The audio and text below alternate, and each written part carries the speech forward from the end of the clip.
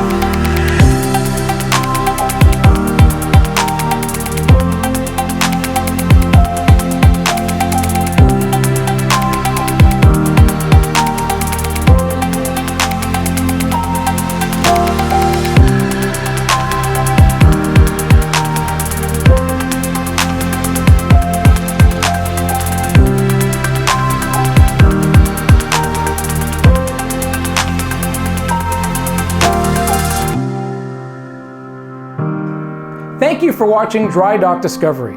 Don't forget to like this video, post your comments and questions, and subscribe for more Talking Cruise.